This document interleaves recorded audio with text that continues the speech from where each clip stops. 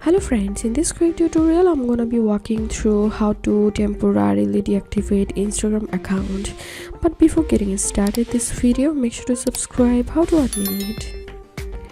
So first of all, open your Instagram, then click on this profile icon and click on settings and scroll down, then click on temporarily disable my account and scroll down. Then here you have to select a reason why you are disabling your account. So I'm clicking here, and from here I'm selecting this option, just need a break, and here you have to put your Instagram password, then click on temporarily disable account.